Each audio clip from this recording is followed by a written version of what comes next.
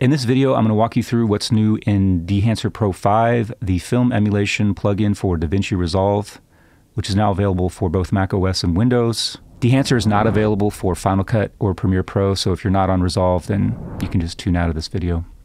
Appreciate you stopping in though.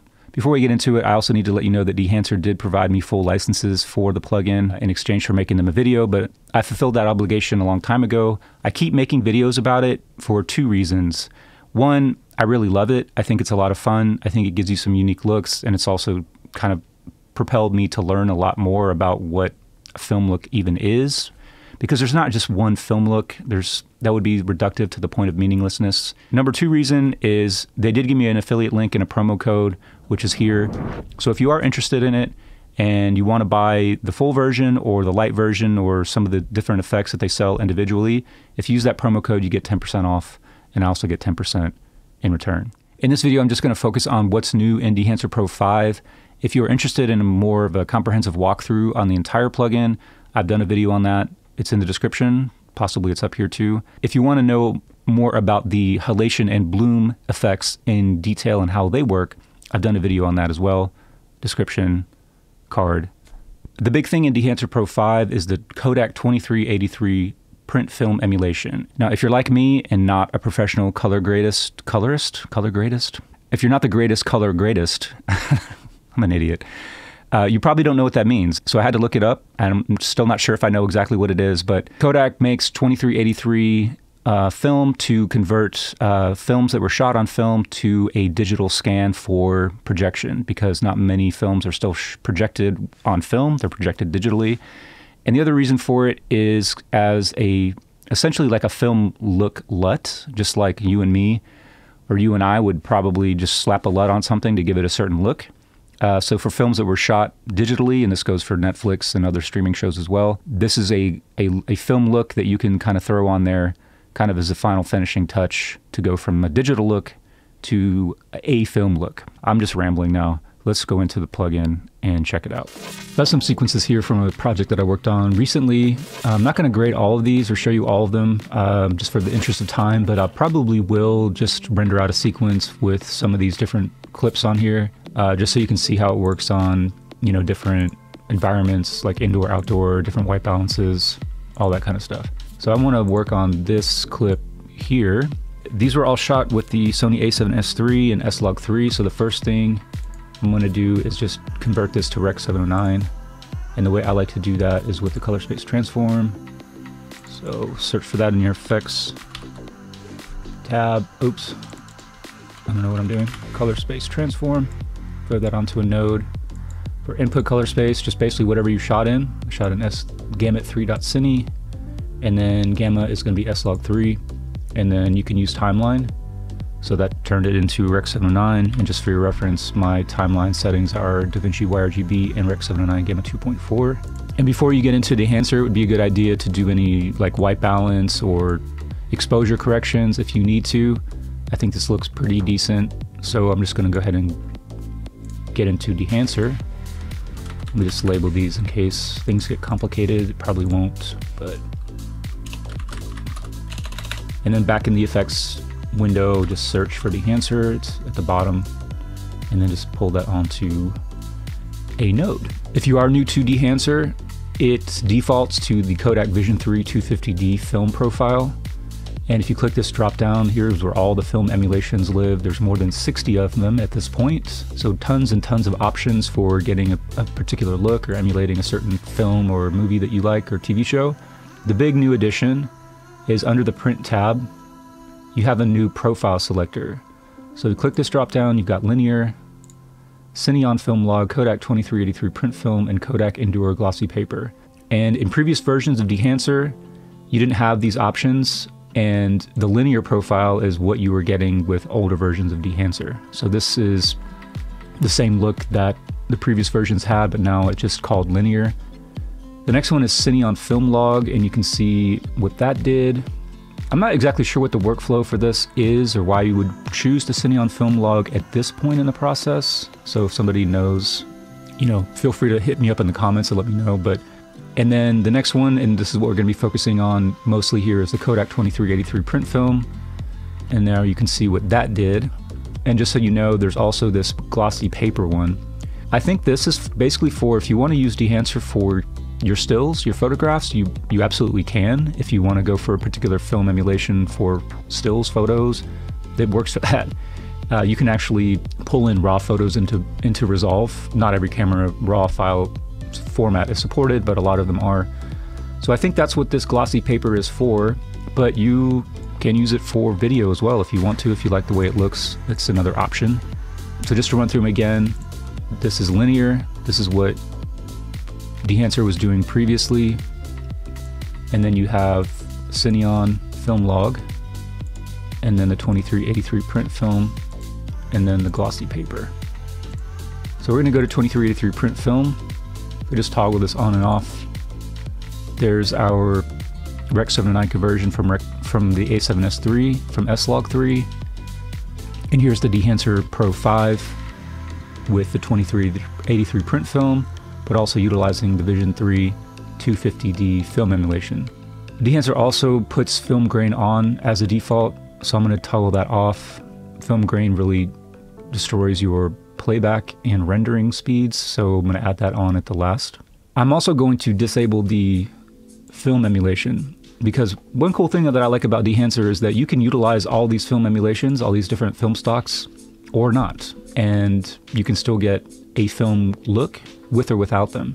I mean, there's so many really great looks in here, and you have so many options now for tweaking them. If you want to use them, by all means do, and I use them most of the time, but for this shot, I'm just not going to enable the film profile.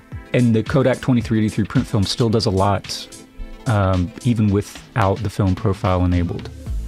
You can see that reflected in the parade, and you can also just see with your eyeballs sort of the hue shift a little bit, and the difference in contrast, and also the difference in saturation. It's pretty nice. Incidentally, there is a 2383 print film emulation that already exists within Resolve that you can utilize if you don't have Dehancer. And I just want to show you that real quick. It's kind of interesting that it's there. And it's also interesting that it looks exactly like the Dehancer 2383 print film. So I'm just going to go to this next clip. It's the same. I just duplicated the one we were working on already, and just show you how that works in Resolve. I'm going to add another node, do the same color space, well, do a color space transform. You got to do this a little bit differently. For input color space, it's the same, so whatever you shot. And then also for the gamma.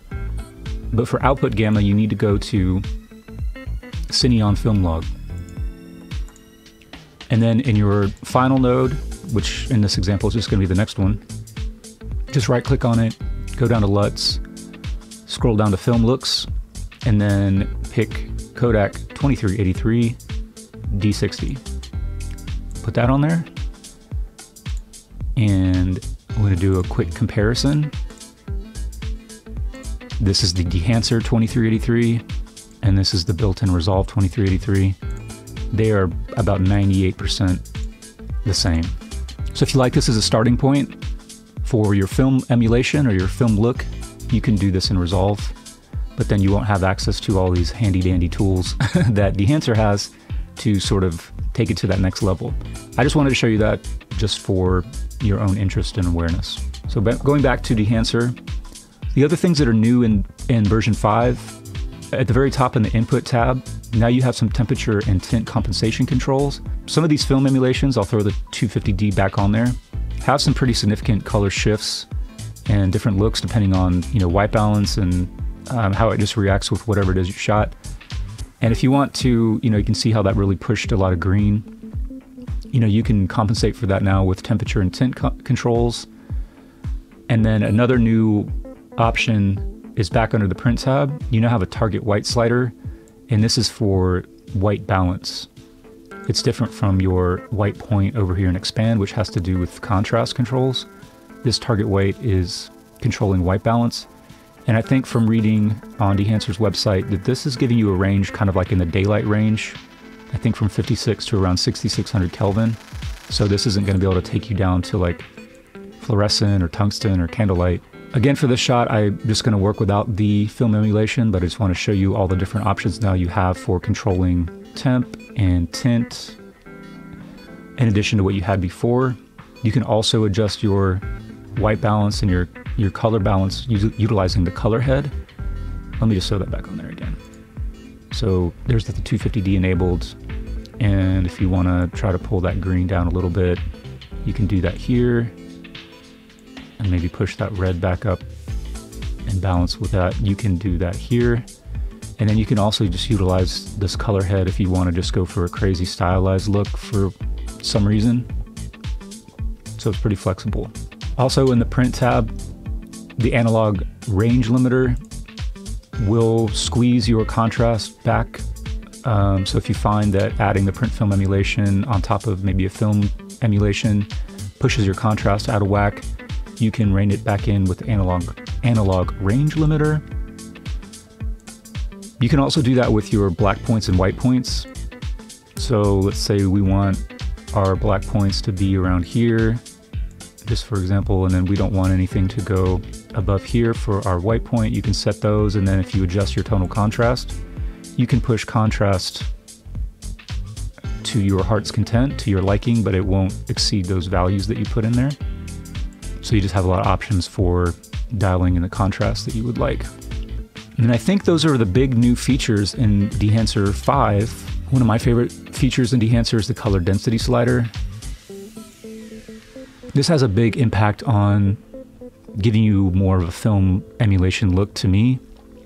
There's just a different level of richness in saturation and different hues with film than there is with digital cinema or digital cameras in general. And this color density slider can really kind of bridge that gap or give you something that's more film-like, in my opinion. Again, I don't want to take too long. I just wanted to show you what's new here. I will just finish this up by throwing the film grain back on. And what's really interesting about film grain too, the way it works in Dehancer, is that it's also kind of an exposure and contrast adjustment. So if you watch the parade here with the film grain enabled and disabled,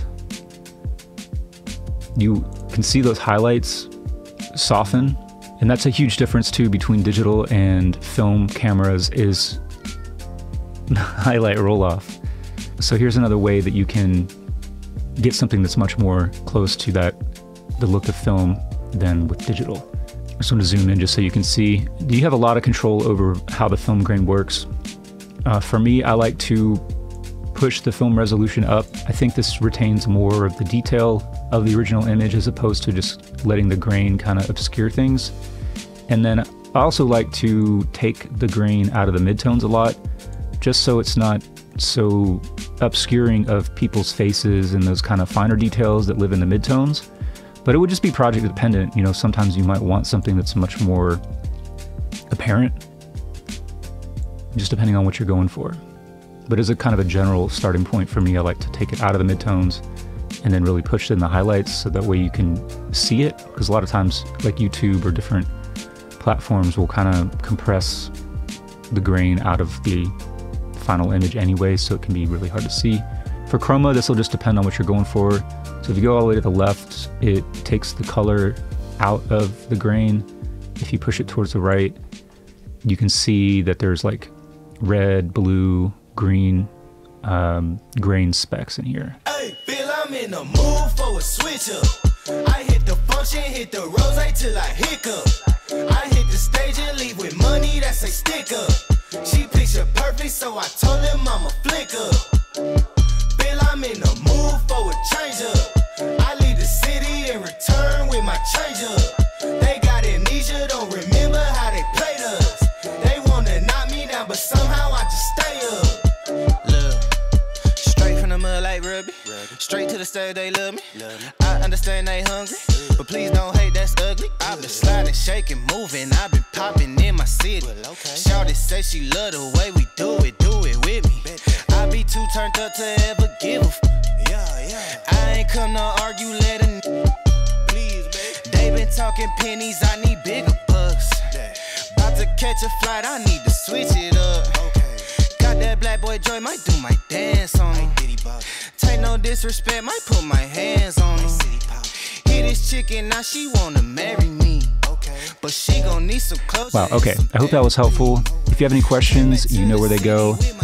Thanks for watching, and maybe I'll see you in another one. It's not available for Final Cut Pro or... what the fuck is it called? My brain is not working. Dehancer is not available for Final Cut Pro, Adobe Premiere Pro. Dehancer is not available for Final Cut or Premiere Pro. I just cannot remember the name of that.